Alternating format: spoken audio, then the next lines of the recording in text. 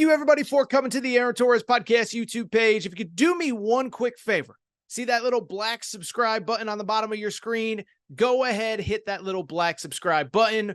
Really does help this channel grow, my audience grow, and I appreciate it more than you know.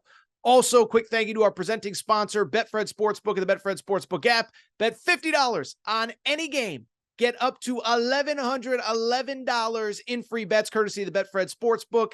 Thank you again. Now, here's the video that you came here for. My focus is in beautiful Tampa, Florida, where Alabama played the weird true road game, non-Power 5 opponent. What a weird scheduling quirk. But Alabama was at South Florida, and bluntly, on paper, this was the get-right game. This was, in dating parlance, this was the slump buster, right? It was all bad against Texas last week. Nothing went right. You lose by double figures. Everybody's worried. Is Jalen Milroe the guy? Well, on Friday, we find out that Tyler Buchner is going to get the start. You're playing a bad team. You're playing on the road. Everything is going to go right in this game. And instead, it was the exact opposite. Weird game. Weird, camera angles when the weather went bad. The cameramen couldn't be in the camera booth, whatever. But it was just a strange game. But somehow, it looked worse for Alabama. This was the crazy part. We were worried about the quarterbacks. We were worried about the offense. Well, did you see Alabama on Saturday? They finished, I want to make sure I get these stats right because they're really bad. They finished a combined 10 of 23 passing, 107 yards. Tyler Buchner, who replaced Jalen Milroe and was supposed to be the savior, gets benched. Ty Simpson comes in. He looked good, but it was still ugly. Now, to Alabama's credit, they did hold on. They did rally. And late in the game, they were able to run the ball to seal the victory. But in the final game, before SEC play starts next week, you wanted to get right. You wanted to have momentum. Instead, you have so many more questions. And bluntly, I don't know if there are answers to those questions. So let's get into it. Let's break it down. And let's do kind of a full 365-degree look at Alabama right now. What went right Saturday? What went wrong? And most importantly, how did we get there? And how did we get here? And can this be fixed? Now, in terms of what went right, I want to give credit, right? Because when Alabama ended up sealing up that victory, I thought it was all doom and gloom, terrible, everything, the sky is falling, the worst thing that ever happened. Well, one thing I said after the Texas game, I said, everybody's saying that it's last year all over again, but without Bryce Young.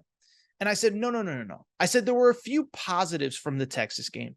And one of them I actually thought was the defense. Now you look at it, you say they gave up 34 points to Texas. How can that be possible? Well, the bottom line is, as I said last week, Alabama actually had the lead in the fourth quarter against Texas. They only gave up 13 points through 3 quarters. Then the dam broke. Then Jalen Milroe threw a pick. I mean, it was just so bad late. But Alabama's defense kept them in that game 2 weeks ago.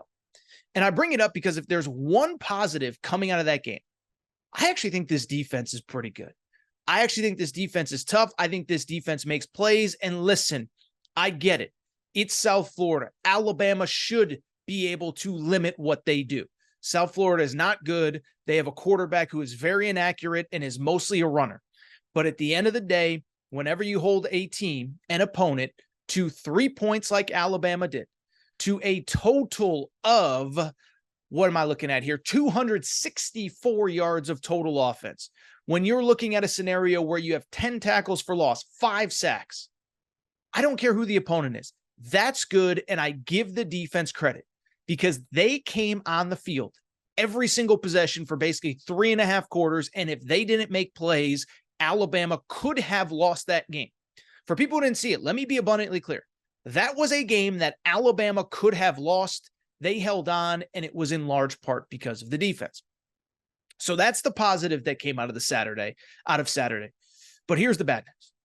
Pretty much everything else stinks. And most specifically, the offense stinks. And it doesn't matter how good the defense is because it's not 1968. You can't win every game 17-3 or 14-3 or 10-3. And that offense is really bad. And the schedule is about to get much tougher as we head into SEC play. when it comes to the offense, look, I'll be honest. A couple things stand out. One, I think everybody's kind of focused on the quarterback position. How did we get here? Tyler Buchner's not the answer. If we're being honest, and this was something I talked about on my radio show Saturday night with Jason Martin, Tyler Buchner was ultimately recruited over at Notre Dame. The second that Notre Dame season ended a year ago, it was abundantly clear that he wasn't good enough and Marcus Freeman was going to upgrade. They did in Sam Hartman. So I bring it up because the quarterback play was not good. I think I saw a little bit from Ty Simpson, 5 of 7 passing, really the only explosive play of the game. He hit CJ Dupree, the tight end transfer up the middle. But I'll be honest, I also think this about the Alabama offense, and I think it's a conversation that people are having, but let me be clear here. I don't think it really matters who the quarterback is at this point. The offensive line was so bad in pass protection that I don't know if you had Caleb Williams or Drake May or Patrick Mahomes or Trevor Lawrence, I don't know that it would matter with the offensive line playing the way that it is. And so I think that's interesting. I think it's worth noting. And that to me is the root of the problem. After an offseason where Alabama kept saying, we're going to be more physical, we're going to be more tough, we're going to be this, we're going to be that. They aren't. They can't pass protect. The run game didn't get going until super late when I think South Florida's defense was just exhausted. And again, when you go into SEC play, I don't know how you let me put it this way. If you can't handle South Florida's pass rush, good luck against LSU, good luck against Texas A&M, good luck against whoever you're going to play. Because everybody in the SEC, respect to South Florida, has better personnel than South Florida. And that to me is the root problem. You could talk about quarterbacks. You could talk about Tyler Buchner. You can talk about Ty Simpson. If the offensive line doesn't get the job done, it does not matter. And oh, by the way, remember on Thursday morning, we saw the video of Nick Saban and his call-in show. And there was kind of a funny moment where he's talking about where he takes a call from somebody named Pee-wee, and Pee-wee's about to ask a question, and Nick Saban cuts him off and said, Pee-wee, I've been waiting to talk to you all week, man. Pee-wee, what is going on with us? And he essentially mentioned the offensive line. And so I think Nick Saban knew this was a problem. I think Nick Saban is struggling for answers like everybody else is. And I don't know if there's an answer. And oh, by the way, there is no reason for them to be so bad. J.C. Latham, left tackle or right tackle, is a potential top 10 pick, according to Mel Kiper. Left tackle, Caden Proctor, 5-star, future first rounder. They shouldn't be this bad, but they are. And so the question becomes not only how does this get fixed, but how did we even get here, right? Like, sometimes to move forward, you got to take a step back. And when I look at Alabama, this is what strikes me. How did we get here with this team? Now, part of it is I don't think, based on what I've seen, any of the quarterbacks are good enough. Now, to be fair, I don't think it would matter, again, behind this offensive line. But I do go back to something I said last week, and I do go back to something that I think is worth noting here.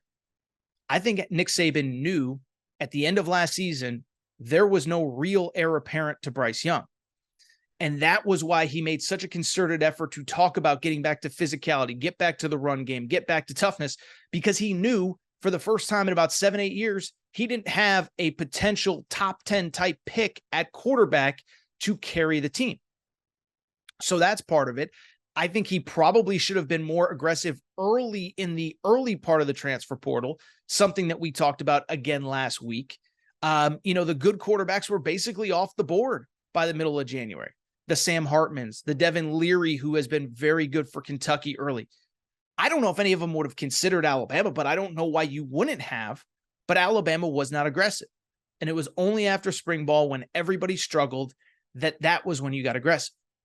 But to me, you know what I believe the real problem is at Alabama? The real issue? I mean, it's the offensive line. But how do we get there? How do we get to this situation where the offensive line isn't good enough, the quarterbacks aren't good enough? I'll be blunt.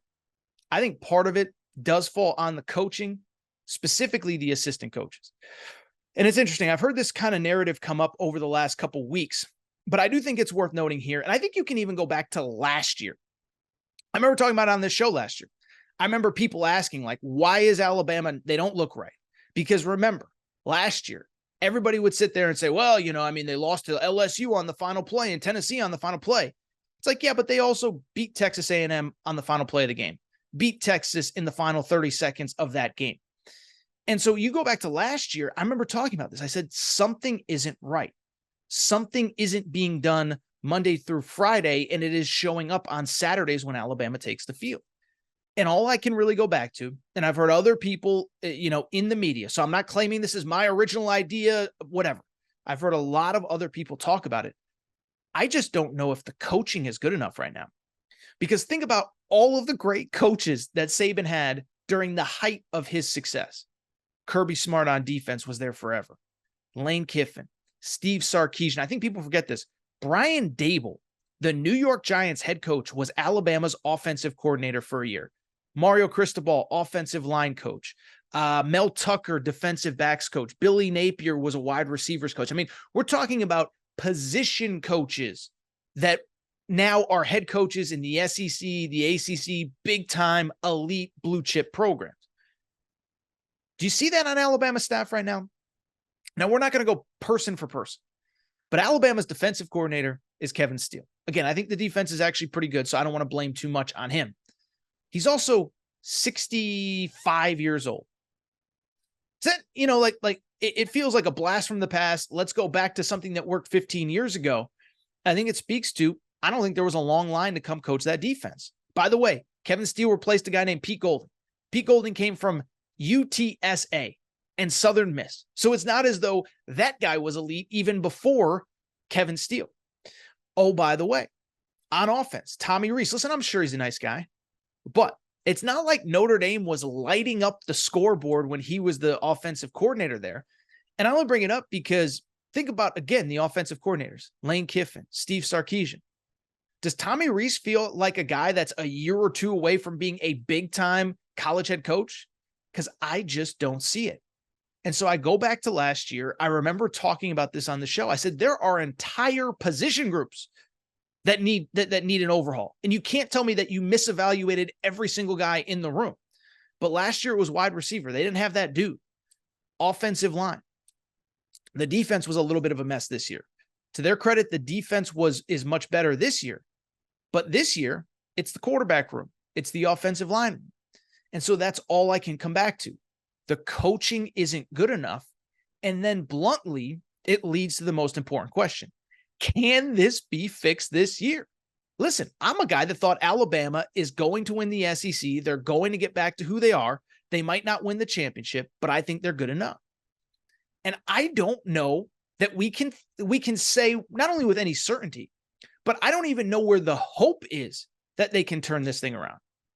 And it's interesting because, like, on this show, one thing that I like to do, I always like to kind of present the situation, problem, solution. And if this happens, then that'll happen. If that happens, then that'll happen, right?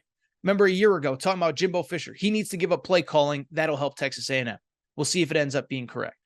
In whatever, I'm just trying to think, whatever sport, this is the problem. This is the solution. I don't know if Alabama can be fixed this year because offensive line, one, it's just not good enough. And the talent is there. And you've had 8 or 9 months to get better. And oh, by the way, you just got through the easy part of your schedule. Now, maybe Texas is way better than we thought. But South Florida, that should be like a 42-3 butt kicking, not a 17-3 hold on for dear life. And so that's where the concern is. The offensive line hasn't gelled. Offensive lines generally as a position group take the longest to get it together. And so if they haven't yet, what hope do you have going forward? By the way, the schedule is about to get tougher. You start in the SEC next week, Ole Miss at home, and then it's go time. You got at A&M in a couple weeks. You got, at Auburn later in the year, LSU at home, Tennessee at home. It's not going to get easier, and I just don't know what the solution is. If there's a saving grace, I think the defense is really good, and I really think Ty Simpson kind of showed me enough where I sit there and say, if he has just a little bit of time, I think he can be pretty good. But the O-line needs to get fixed. It needs to get fixed quick, or otherwise, this just might not be fixable this year. Now, the good news is this is the portal era. By the way, I don't buy the whole Nick Saban is stepping aside stuff. He said late last week, on Pat McAfee, it's laughable, the idea that I would leave college football. And the good news is, in the portal era, they have the number one quarterback coming in next year, but you're still talking about being 2 years away, even if you like the quarterback coming in next year. I'm rambling, so I'll cut myself off here. But the bottom line is, I don't know what the solution is this year, and that's got to be so frustrating for an Alabama fan coming off last season.